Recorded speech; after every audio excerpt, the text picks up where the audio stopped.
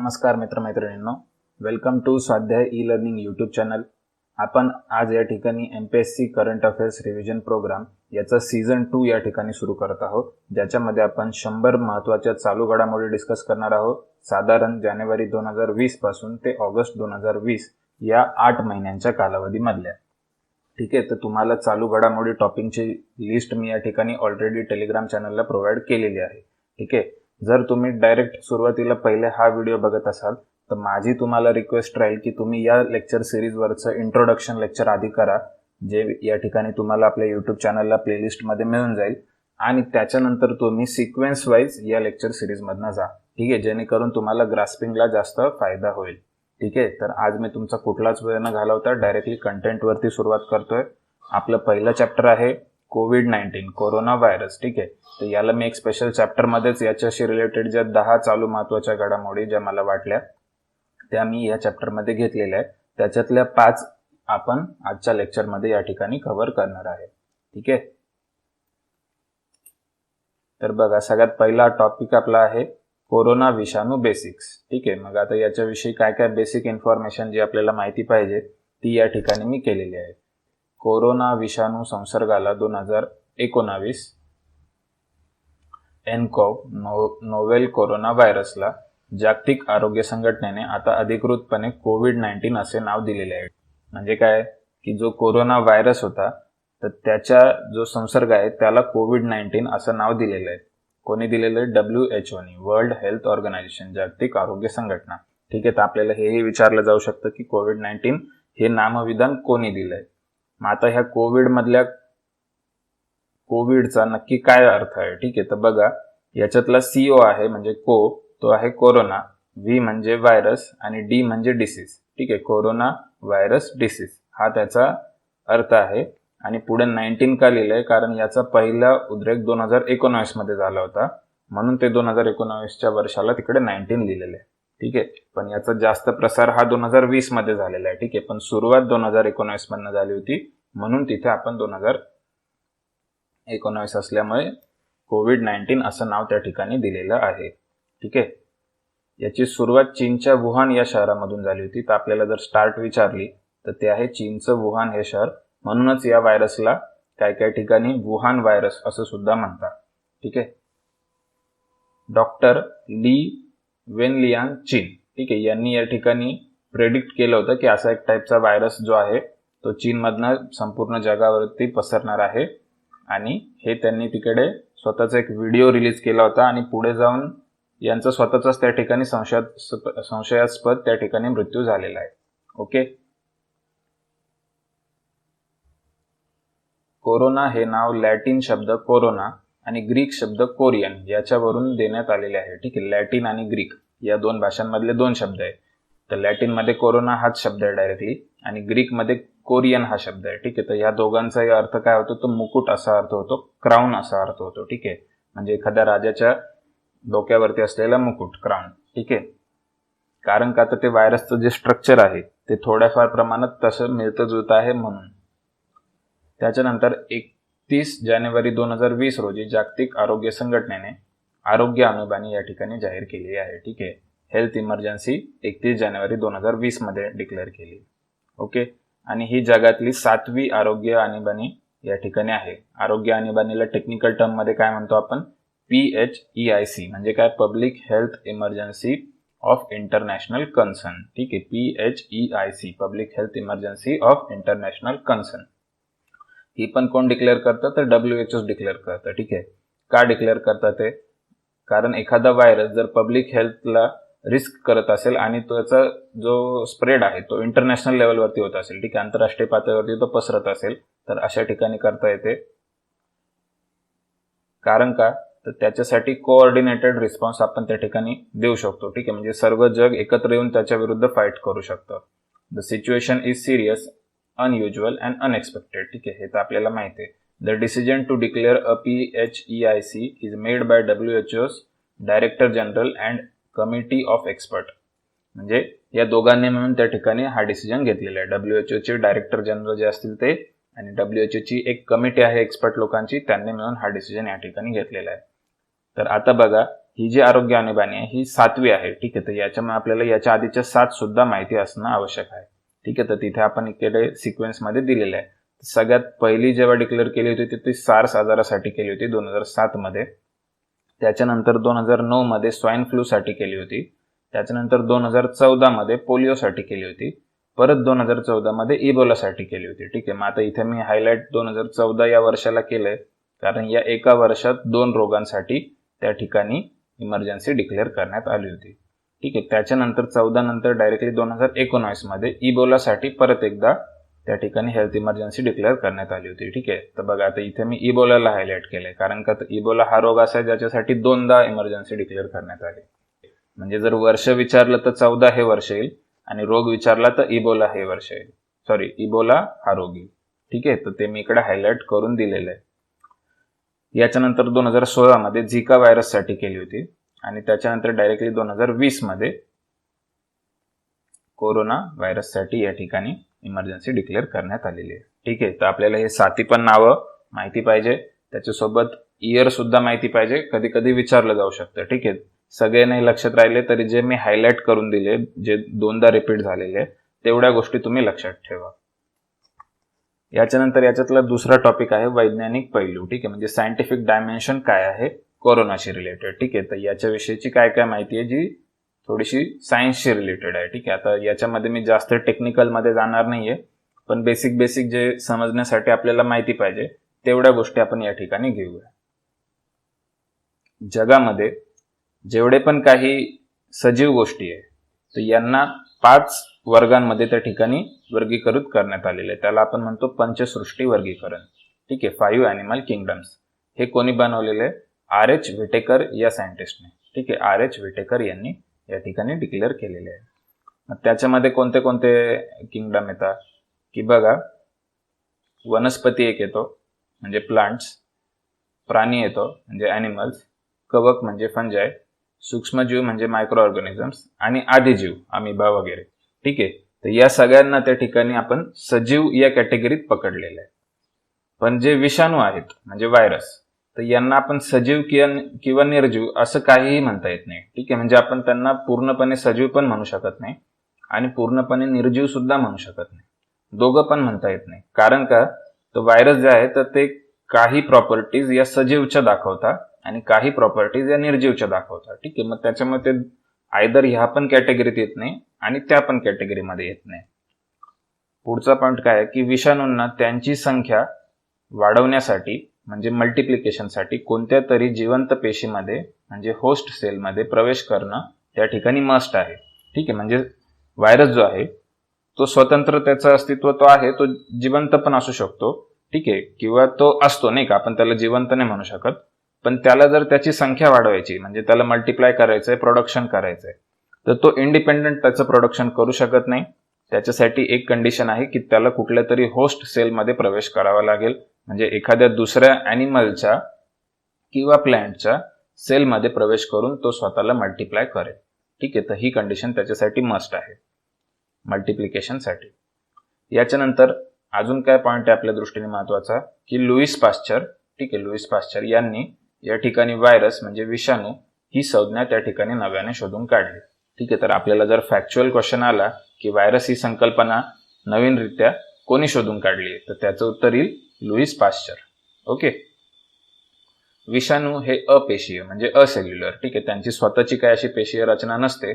तसेच बंधनकारकरित्या परजीवी म्हणजे ऑब्लेट पॅरासाइट ठरतात. ठीक आहे, म्हणजे 2 प्रॉपर्टीज त्यांच्या काय आहे की ते असेल्युलर आहे, तसेच ऑब्लेट पॅरासाइट म्हणजे काय की ते परजीवी आहे. ठीक आहे, म्हणजे स्वतःच्या पोषणासाठी त्यांना दुसऱ्या एखाद्या होस्टची आवश्यकता असते.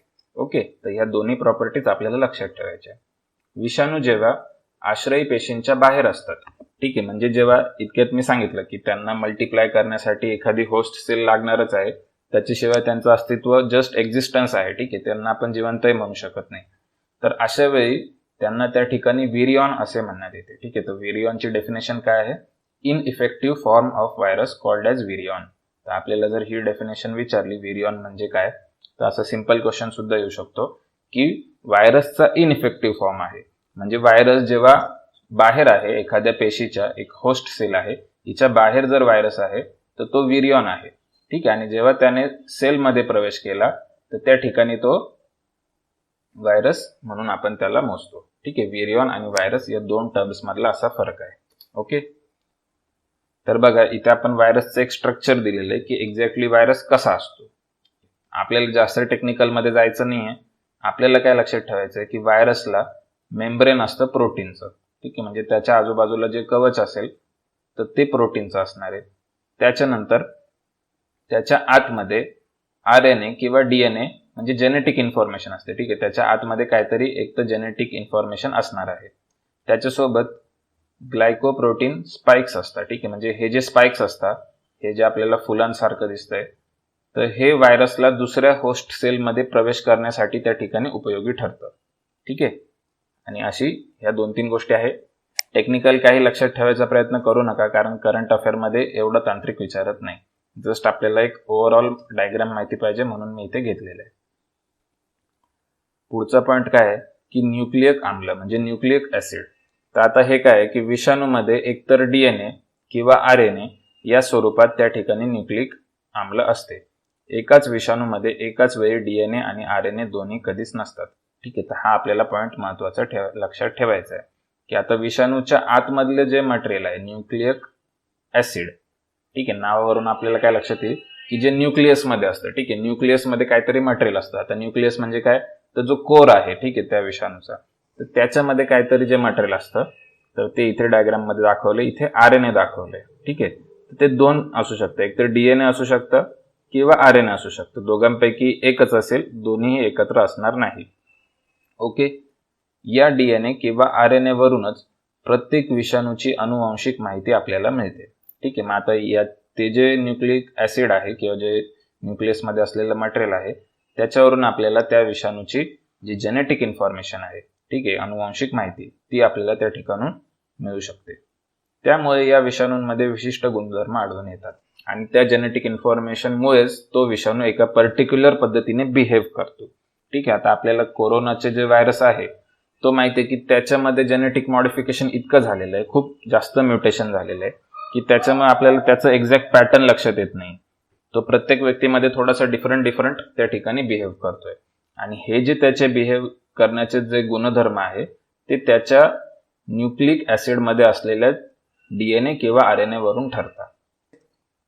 जेव्हा एखादा विषाणू एखाद्या आश्रयी पेशीमध्ये म्हणजे होस्ट सेलमध्ये जातो तेव्हा तो आपले DNA किंवा RNA आश्रयी पेशीच्या आतमध्ये सोडतो आणि या पेशीच्या केंद्रकाचा ताबा घेतो. म्हणजे आता एखादी सेल असेल तर सेलचं जे न्यूक्लियस आहे तर त्याचा ताबा त्या ठिकाणी तो व्हायरस घेईल. ते स्वतःमधलं जे जेनेटिक इन्फॉर्मेशन आहे किंवा DNA किंवा RNA मटेरियल आहे ते त्या ठिकाणी तो रिलीज करणार आहे जेव्हा दुसऱ्या एखाद्या सेलमध्ये तो प्रवेश करेल. तसेच नवीन विषाणू निर्माण करण्यासाठी आवश्यक प्रथिने निर्माण करतो. तसेच त्या आश्रयी पेशींचे कार्य पूर्णपणे विस्कळीत केले जाते, ठीक आहे. आता मग तो एखाद्या होस्ट सेलमध्ये त्याने प्रवेश केला की त्या ठिकाणी तो त्या सेलचं काम थांबवतो. येतंय लक्षात? म्हणजे आता समजा एखादी पर्टिक्युलर सेल असेल, तिचं आवश्यक काहीतरी काम आहे ह्युमन बॉडीमध्ये, ओके. म्हणजे आता असं इमॅजिन करा की रेस्पिरेटरी सिस्टम आहे आपलं, त्याच्यामधले जे सेल्स आहे त्यांचं काम काय आहे, श्वसन हे प्रॉपर चालू ठेवणं हे त्यांचं काम आहे, ओके. पण आता तिथे कोरोना घुसला आणि कोरोनाने स्वतःला त्या ठिकाणी रिप्लिकेट करण्यासाठी प्रोसेस चालू केली आणि त्या ठिकाणी त्या सेलचा पूर्णपणे त्याने ताबा घेऊन घेतला. अशा केसमध्ये काय झालं की त्या सेलचं जे ऍक्च्युअल काम आहे रेस्पिरेटरी सिस्टम म्हणजे श्वसन प्रक्रिया व्यवस्थित चालवणे, ते त्या ठिकाणी थांबलं जातं आणि त्याच्यामुळे त्या ठिकाणी आजार निर्माण होतो आणि तो भाग त्या ठिकाणी डिफेक्टिव्ह होऊन जातो, ठीक आहे. तो काम करत नाही, ओके. आणि म्हणून त्या ठिकाणी लोकांचा मृत्यू होतोय. येतंय लक्षात?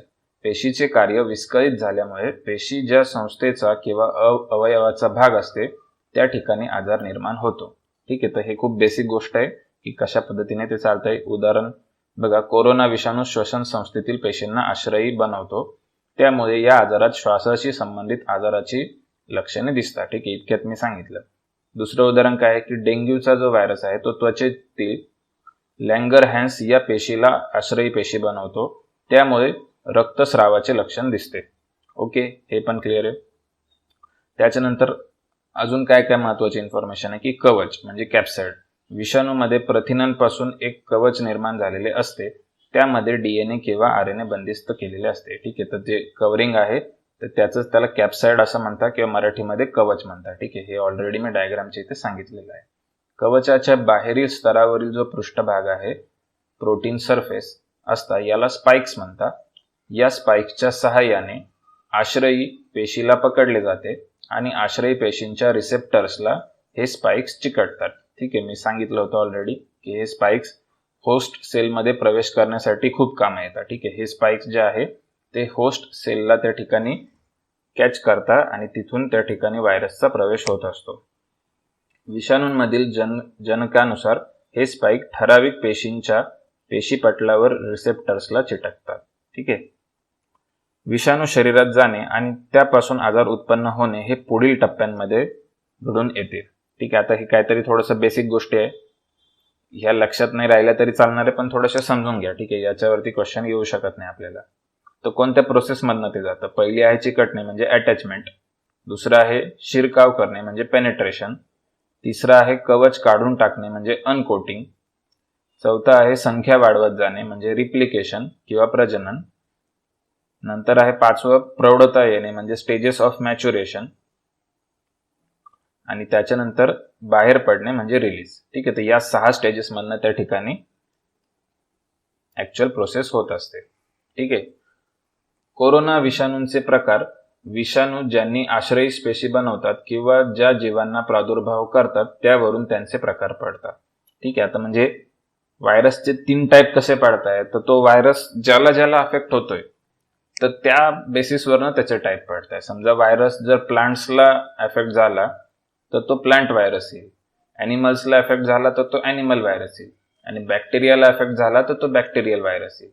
येतंय लक्षात? म्हणजे तो ज्याला अफेक्ट करतोय त्याच्यावरून त्याचं नाव ठरतं. ठीक आहे, वनस्पती विषाणू, प्राणी विषाणू आणि जीवाणू विषाणू हे असे त्याचे 3 प्रकार पडतात. अजून काय इन्फॉर्मेशन आहे की कोरोना विषाणू. आता अजून कोरोना विषयी आपण थोडंसं डिटेलमध्ये बघू.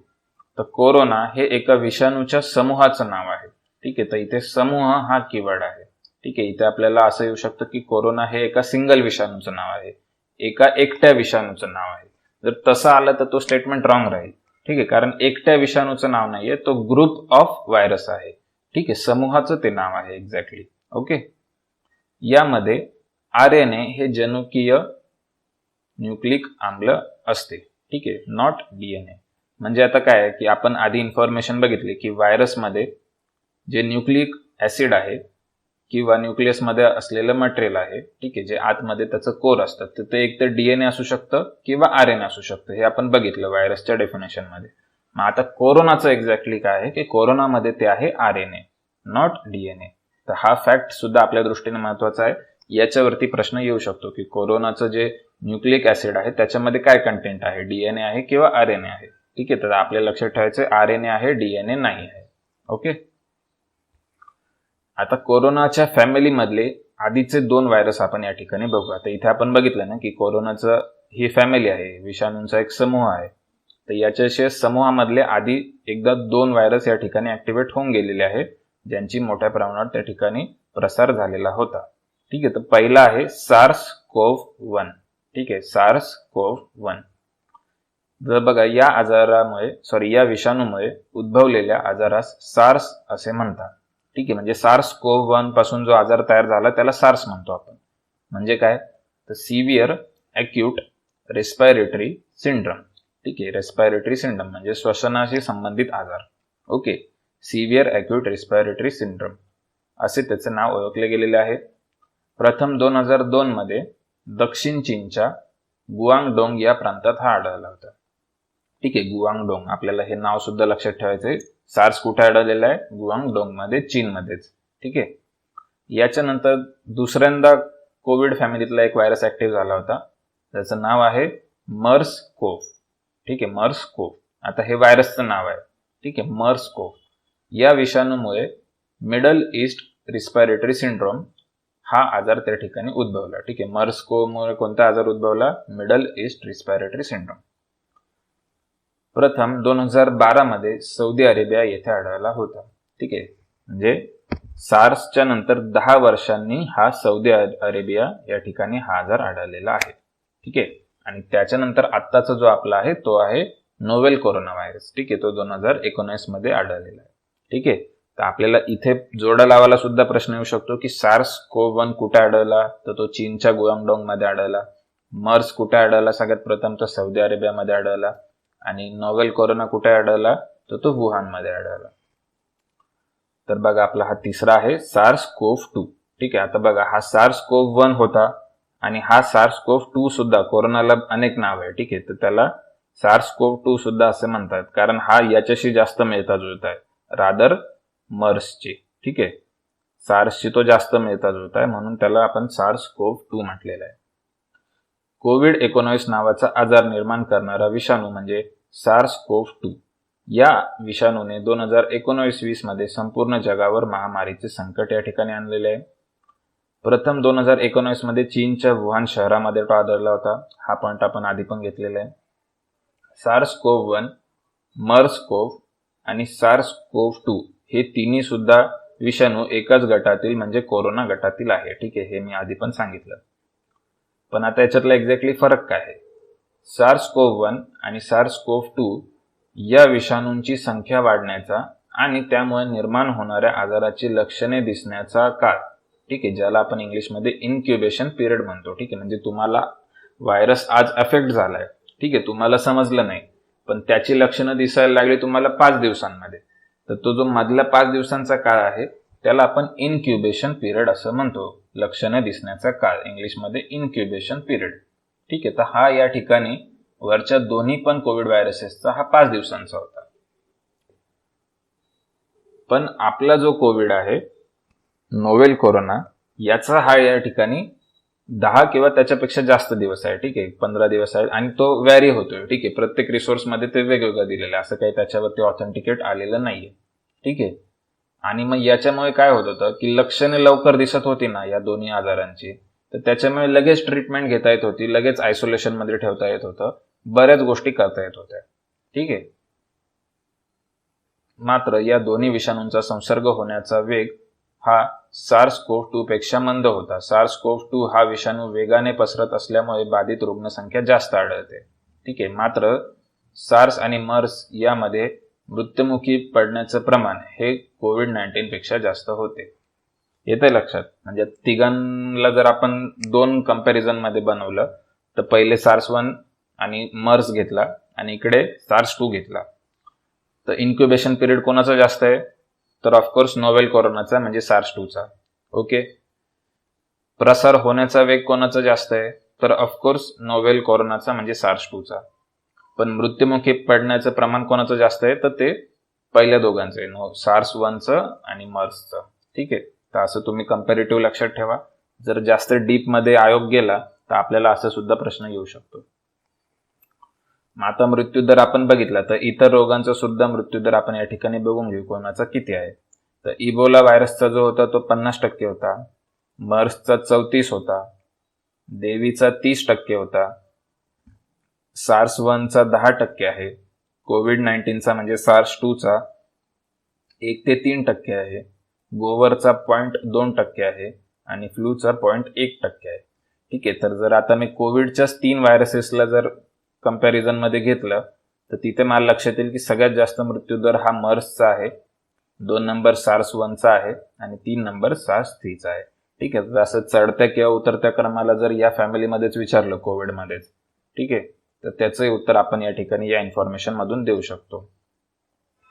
अजून बघू या ठिकाणी काय दिलंय की जागतिक आरोग्य संघटनेने COVID-19च्या संसर्गाच्या उद्रेकाला 30 जानेवारी 2020 रोजी या ठिकाणी सार्वजनिक आरोग्य आणीबाणी असे घोषित केले. ठीक आहे. हा आपण आधी पण पॉइंट बघितला, public health emergency of international concern. ठीक आहे. पुढे जाऊन 11 मार्च 2020 मध्ये तिला जागतिक साथ आजार म्हणजे पॅन्डेमिक असं त्या ठिकाणी जाहीर केलं. ठीक आहे. आता या 2 टर्म वेगळ्या आहे. ठीक आहे. बघा, कारण यांचं बेसिस वेगळं आहे. ओके. पब्लिक हेल्थ इमर्जन्सी ही टर्म वेगळी आहे आणि जागतिक साथ आजार म्हणजे पॅन्डेमिक, ठीक आहे, तर ही टर्म वेगळी आहे. तर आधी काय डिक्लेअर केलं होतं? Public health emergency. पुढे जाऊन 3 महिन्यांनी काय केलं? तर पॅन्डेमिक डिक्लेअर केलं. आणि त्याच्यानंतर भारताने 14 मार्चला या ठिकाणी कोविड-19ला हेल्थ इमर्जन्सी म्हणजे आरोग्य आपत्ती म्हणून डिक्लेअर केले. ठीक आहे. तर भारताने जेव्हा पॅन्डेमिक डिक्लेअर झालाय त्याच्यानंतर भारताने या ठिकाणी इमर्जन्सी डिक्लेअर केली. ओके. तर हा सिक्वेन्स सुद्धा लक्षात ठेवा, थोडंसं समजण्यासाठी इझी होईल. तर आता आपण बघू की पॅन्डेमिक, एपिडेमिक आणि एंडेमिक या 3 शब्दांमधला फरक काय आहे. ठीक आहे. तर हे WHO या ठिकाणी डिक्लेअर करत असतं, आपल्याला त्याच्यातला फरक माहिती पाहिजे. तर सगळ्यात पहिला शब्द आहे साथीचा रोग म्हणजे इपिडेमिक. इपिडेमिक डिसीज म्हणजे ठराविक काळामध्ये, ठराविक प्रदेशामध्ये, ठराविक लोकांनाच होणारा आजार म्हणजे साथीचा रोग किंवा एपिडेमिक.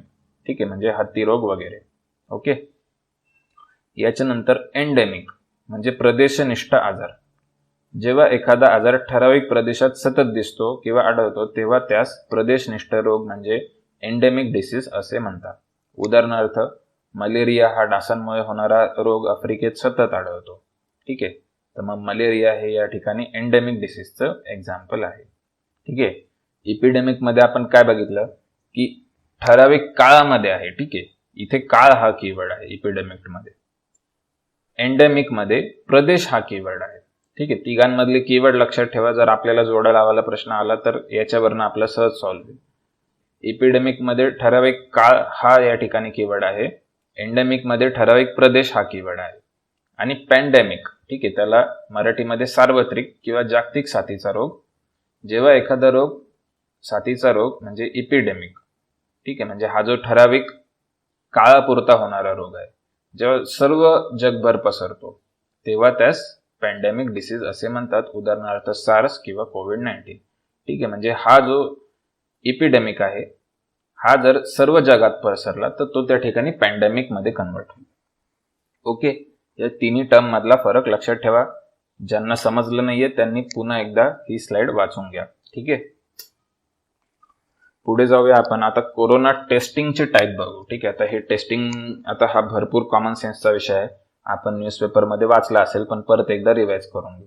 आता टेस्टिंग मध्ये कोणत्या टाईपची टेस्टिंग करता येते, तर 3 टाईपने कोरोनाची टेस्टिंग करता येते. पहिली आहे मॉलिक्युलर टेस्ट, दुसरी आहे अँटीजेन टेस्ट आणि तिसरी आहे अँटीबॉडी टेस्ट. ठीक आहे. मराठीमध्ये काय म्हणता मी घेतलेलं नाहीये, कारण ते मराठीमध्ये जास्त अवघड आहे. डायरेक्टली इंग्लिशमध्येच लक्षात ठेवायचा प्रयत्न करा. तर मोलेक्युलर टेस्टमध्ये काय होतं की diagnosis active corona virus infection. एखाद्या पेशंटला ऍक्टिव्ह कोरोना आहे की नाही याचंच डायरेक्टली डायग्नोसिस केलं जातं. सेम अँटीजेन मध्ये पण त्याला डायरेक्टली कोरोना आहे की नाही हे बघतो आपण. पण अँटीबॉडीज मध्ये काय बघतो आपण की त्याच्या शरीरामध्ये कोरोनाशी फाईट करणाऱ्या अँटीबॉडीज तयार झाल्यात की नाही. म्हणजे कसं असतं बघा की इन शॉर्ट, जर तुम्हाला एखादा व्हायरसने अफेक्ट केलं तर तुमचं शरीर सुद्धा त्याच्यासाठी रेजिस्ट करतं.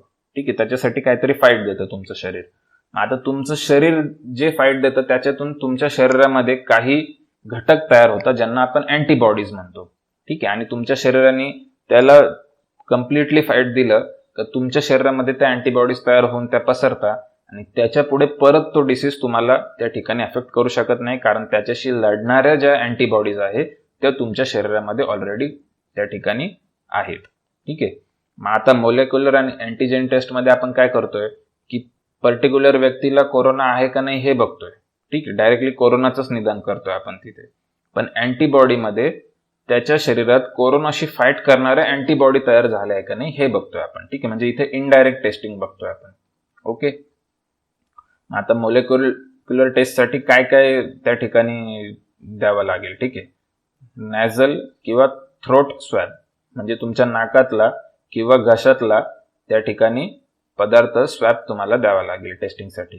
किंवा सलाइवा सुद्धा म्हणजे लाळ सुद्धा त्या ठिकाणी तिची सुद्धा टेस्ट केली जाऊ शकते. अँटीजेन टेस्टमध्ये नाकातला किंवा घशातला स्वॅबची त्या ठिकाणी टेस्ट होते. हिलाच आपण जे स्वॅब टेस्ट म्हणतो. ठीक आहे. तर ती स्वॅब टेस्ट म्हणजे ऍक्च्युली ही आहे अँटीजेन टेस्ट. हिलाच रॅपिड अँटीजेन टेस्ट सुद्धा म्हणतात, जी जनरली आपण जे पण काही महानगरपालिका क्षेत्रांमध्ये लोक राहत आहे त्यांनी ऑब्झर्व केलं असेल की प्रत्येक महानगरपालिकेने या ठिकाणी बऱ्याच मोठ्या प्रमाणात स्वॅब टेस्टिंग किंवा अँटीजेन टेस्टिंग किंवा रॅपिड टेस्टिंग म्हणून जे काही केलेलं आहे ते सगळं ह्या गटात मोडतं, अँटीजेन टेस्टिंगच्या. ठीक आहे. तर हे घरोघरी जाऊन लोकांचे त्यांनी टेस्टिंग घेतलेले आहे. ठीक आहे. आणि अँटीबॉडी टेस्ट जी आहे याच्यामध्ये तुमच्या ब्लडची त्या ठिकाणी सॅम्पल घेतले जातात. ठीक आहे, फिंगर स्टिक किंवा ब्लड सॅम्पल. ओके, रिझल्ट कधी येतात तर मोलेक्युलरचे रिझल्ट आहे ना सेम डे किंवा एखादा आठवडा लागू शकतो. अँटीजेनचे रिझल्ट 1 तासाच्या आत येऊ शकतो किंवा लगेचच येतात. ते इन जनरल लगेच त्यांना 10 मिनिटात रिझल्ट कळून देतात अँटीजेनमध्ये. आणि अँटीबॉडीमध्ये त्याच दिवशी मिळू शकतो किंवा 3 दिवस लागू शकतात. ॲक्युरेसी कोणाची जास्त आहे तर सगळ्यात जास्त ॲक्युरेसी मोलेक्युलर टेस्टची आहे, कारण ते डायरेक्टली तुमच्या बॉडीमध्ये कोविडचे व्हायरस आहे का नाही हे चेक करतंय. ठीक आहे, highly accurate, usually does not need to be repeated, म्हणजे एकदा टेस्ट केली की परत करायची काही गरज नाही. अँटीजेनमध्ये positive results are usually accurate, म्हणजे पॉझिटिव्ह आला तर तो ॲक्युरेटच असणार आहे, पण निगेटिव्ह रिझल्ट आहे ना हा चुकू पण शकतो. ठीक आहे, आणि मग त्याला कन्फर्म करावं लागतं मोलेक्युलर टेस्टची. ठीक आहे, म्हणजे जर निगेटिव्ह आला तर त्या माणसाला पुढे जाऊन परत मोलेक्युलर टेस्ट करावी लागते. ठीक आहे, कारण कधी कधी अँटीजेनमध्ये ती टेस्ट निगेटिव्ह सुद्धा येऊन जाते. आणि अँटीबॉडीमध्ये sometimes a second antibody test is needed for accurate result. ठीक आहे, तर अँटीबॉडी टेस्ट ही पण तिच्या परत सुद्धा रिपिटेशन करावं लागू शकतं. ठीक आहे, मग सगळ्यात ॲक्युरेट कोणती आहे मोलेक्युलर, पण सगळ्यात इझी किंवा पटकन होणारी कोणती अँटीजेन. ठीक आहे, तर ह्या तिन्ही पण टेस्ट आपण या ठिकाणी कव्हर केलेल्या आहे. पुढचा पॉईंट आहे की कोविड फॅक्ट्स. आता कोविडशी रिलेटेड काय काय पहिला दुसरा अशा ज्या गोष्टी असतात त्या ठिकाणी या मी सगळ्या एकाच स्लाइडमध्ये आणण्याचा प्रयत्न केलेला आहे, ज्या वेगवेगळ्या मॅगझिन्समध्ये वेगवेगळ्या महिन्यांमध्ये दिलेल्या होत्या. ठीक आहे, पण त्या सगळ्यांना आपण एकाच स्लाइडमध्ये आणलेलं आहे. याच्यामध्ये अजून काही अपडेट झालं तर ते आपण इथे अपडेट करून त्या ठिकाणी याचा फोटो परत एकदा टेलिग्राम चॅनलला पाठवून देऊ. ठीक आहे, तर बघा आतापर्यंत आपल्याकडे काय काय पहिलं दुसरं झालेलं आहे. तर सगळ्यात पहिले कुठं आला हे सगळ्यांना माहिती आहे, वुहान चीनमध्ये. ठीक आहे, त्याच्यानंतर चीन बाहेर कोरोना विषाणूमुळे फिलिपाईन्समध्ये पहिला बळी गेलेला आहे. ठीक आहे, तर कोणत्या देशामध्ये पहिला बळी गेला तर फिलिपाईन्समध्ये. ठीक आहे, चीनच्या बाहेर. आणि जर चीन पकडून जर झालं तर चीनमध्येच पहिला बळी गेलेला आहे.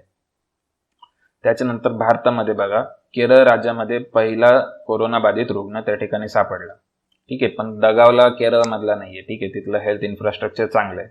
कर्नाटक राज्यामध्ये भारतातील पहिला रुग्ण दगावला. ठीक आहे, म्हणजे आता सगळ्यात पहिला कुठं दगावला जर असं विचारलं तर ते केरळ नाही येणार, कर्नाटक येईल.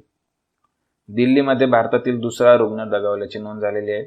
आणि मुंबई शहरामध्ये भारतातील तिसरा रुग्ण दगावल्याची नोंद झालेली आहे. ठीक आहे, आता हे काही नाही, हे फॅक्ट्स आहे ना राज्यसेवेला नाही पण कंबाईन सारख्या परीक्षांना जास्त इम्पॉर्टंट आहे. ठीक आहे, तिथे असं विचारतात. आणि त्याच्यानंतर पुढे जाऊन डायरेक्टली ऑगस्टमध्ये बघा न्यूझीलंड हा पहिला देश आहे ज्याने स्वतःला कोविड मुक्त त्या ठिकाणी डिक्लेअर केलेलं आहे. आणि भारतातलं गोवा हे पहिलं राज्य आहे ज्याने स्वतःला त्या ठिकाणी कोविड मुक्त डिक्लेअर केलेलं आहे. ठीक आहे, तर हे पण फॅक्ट्स आहे, हे लक्षात ठेवायचा प्रयत्न करायच्यात, समजून सांगण्यासारखं काही नाही. अजून काही फॅक्ट्स जर वाढले तर ते आपण या स्लाइडमध्ये ऍड करू आणि फक्त या स्लाइडचा फोटो त्या ठिकाणी टेलिग्रामला नंतर परत एकदा शेअर करून देऊ. नवी औषधे आणि उपचार. ठीक आहे, आता याच्याविषयी जी काही औषधे आहेत ती कोणती कोणती आहे आपल्याला डिटेलमध्ये नाही जायचं, जस्ट नावं लक्षात ठेवा. सगळ्यात महत्त्वाचं औषध आहे रेमडेसिवीर. ठीक आहे, जे सगळ्यात जास्त चालतंय रेमडेसिवीर, विषाणूरोधक प्रतिजैवक. ठीक आहे, याच्यामध्ये काय आहे की कोरोनाच्या रुग्णाला ऑक्सिजनवर ठेवलेले असेल किंवा तापाचे प्रमाण माफक असेल अशा रुग्णाला हे औषध देण्यात यावे. ठीक आहे, म्हणजे काय की ज्यांना ऑक्सिजन सिलेंडर लावलेले आहे तर अशांवरती रेमडेसिवीरचा प्रयोग केला जातो. अतिदक्षता विभागात उपचार सुरू असलेल्या रुग्णाला शिरेच्या वाटेने इंजेक्शनच्या माध्यमातून रेमडेसिवीर द्यावे. ठीक आहे, म्हणजे त्याला इंजेक्शन थ्रू त्या ठिकाणी देता येतं. त्याच्यानंतर दुसरं औषध आहे ग्लुकोकोर्टाकॉइड्स. या औषधाला मान्यता मिळालेली आहे. शरीरामध्ये रोगाचा प्रादुर्भाव वाढण्याची गती व इन्फ्लेमेटरी केमिकल्सचे प्रमाण हे औषध त्या ठिकाणी कमी करतो. ठीक आहे, म्हणजे वाढण्याचं प्रमाण थांबवतोय. प्रकृती चिंताजनक असेल तसेच शरीरातील ऑक्सिजनची पातळी कमी झालेल्या रुग्णांना हे या ठिकाणी देण्यात येते. शिरेच्या वाट्याने इंजेक्शनच्या मार्फत हे दिले जाते. तिसरं औषध आहे डेक्सामिथेसॉन. कोरोना संसर्गावरील उपचारासाठी वापरण्यास मान्यता मिळालेली नाही. ठीक आहे, याला मान्यता अजून मिळालेली नाहीये कोविडसाठी, पण तरी पण हे काय काय ठिकाणी प्रयोग म्हणून वापरण्यात येते. मात्र रूम टाईट आर्थरायटिस ॲलर्जीवरती हे औषध दिले जाते. फुफ्फुसाला झालेली हानी भरून काढत असते. अतिदक्षता विभागात शिरेच्या वाटेने हे औषध द्यावे. प्रकृती खूप चिंताजनक नसलेल्या रुग्णांना या औषधाची गोळी दिली जाते.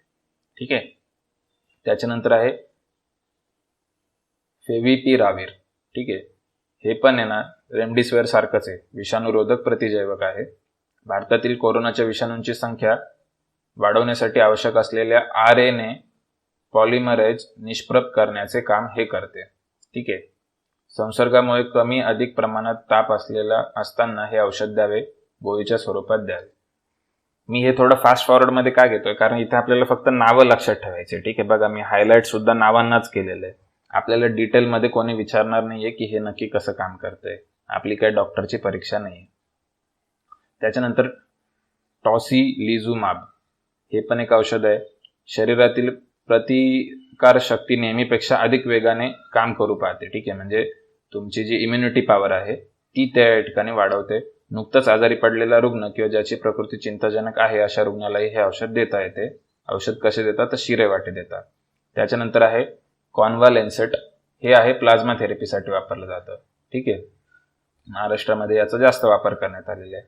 या थेरपीच्या संसर्गातून बऱ्या झालेल्या रुग्णांच्या शरीरात निर्माण झालेल्या अँटीबॉडीज, ठीक आहे, जे बरे झाले त्यांच्या शरीरामध्ये ज्या अँटीबॉडीज आहे, उपचार सुरू असलेल्या रुग्णांच्या शरीरात टोचल्याने प्रतिकारशक्ती वाढते, ठीक आहे. म्हणजे या अँटीबॉडीज ज्यांच्या शरीरात आपण देतोय त्यांच्यासोबत हे औषध द्यायचं आहे आपल्याला, म्हणजे प्लाझ्मा थेरपीमध्ये याचा वापर करायचा आहे. स्टेरॉइड देऊनही ज्या रुग्णांना ऑक्सिजनची पातळी आणखी वाढवावी अशी लागत असेल अशा रुग्णांना हे औषध द्यावे. औषध कसे देतात तर ट्रान्सफ्युजनद्वारे, ठीक आहे. म्हणजे प्लाझ्मामध्ये ॲक्च्युली ते ब्लड ट्रान्सफ्युजनच करतात, तर त्याच्या थ्रू हे औषध देतात. हायड्रोक्सिक्लोरोक्विन, ठीक आहे, हे मलेरिया प्रतिबंधक आहे, ठीक आहे. आता बघा, याचा जो निर्मिती आहे ती ॲक्च्युली मलेरियाचा प्रादुर्भाव थांबवण्यासाठी केली होती, पण ते इकडे सुद्धा इफेक्टिव्ह ठरलेलं आहे, ठीक आहे. माणसाच्या पेशीतील एन्झाईम्सचे प्रमाण कमी करून हे औषध कोरोना विषाणूला पेशीत शिरण्यापासून रोखते. त्यामुळे या विषाणूचा संसर्ग होत नाही.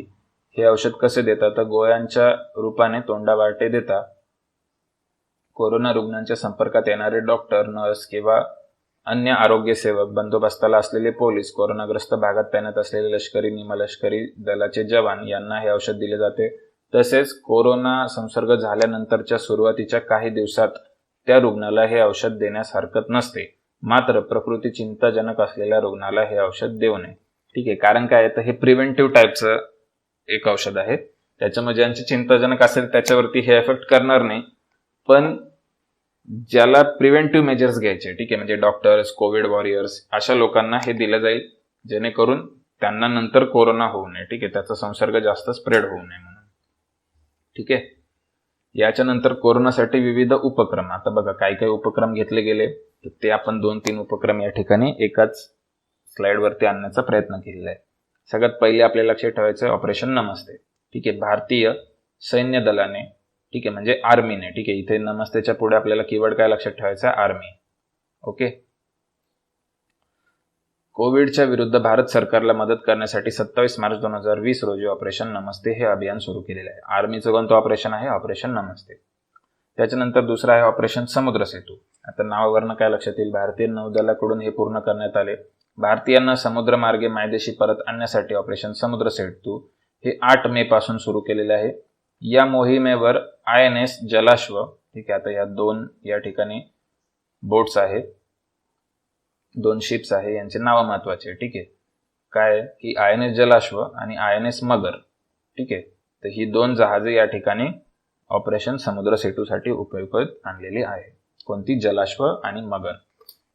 त्याच्यानंतर वंदे भारत मिशन, तर हे एअरफोर्स आहे, भारतीय हवाई दल. टाळेबंदीमुळे विदेशात अडकलेल्या भारतीय नागरिकांना हवाई मार्गे भारतात आणण्यासाठी वंदे भारत मिशन सुरू करण्यात आले. या योजनेस 7 मे पासून सुरुवात झाली, ठीक आहे. तर आपल्याला मॅच द पेअरला जर विचारलं, ऑपरेशन नमस्ते आहे आर्मीचं, ऑपरेशन वंदे भारत आहे एअरफोर्सचं, आणि ऑपरेशन समुद्र सेतू आहे आपल्या नेव्हीचं, ठीक आहे. आता हे प्रेडिक्टेबल सुद्धा आहे समुद्र सेतू, बाकीचे 2 लक्षात ठेवा. त्याच्यानंतर अजून एक कार्यक्रम आहे मनोदर्पण कार्यक्रम. हा काय आहे की कोविड-19च्या उद्रेकामुळे निर्माण झालेली परिस्थिती हे एक जागतिक आव्हान ठरलेले आहे. मानसिक आणि सामाजिक तणावाची स्थिती देखील आहे.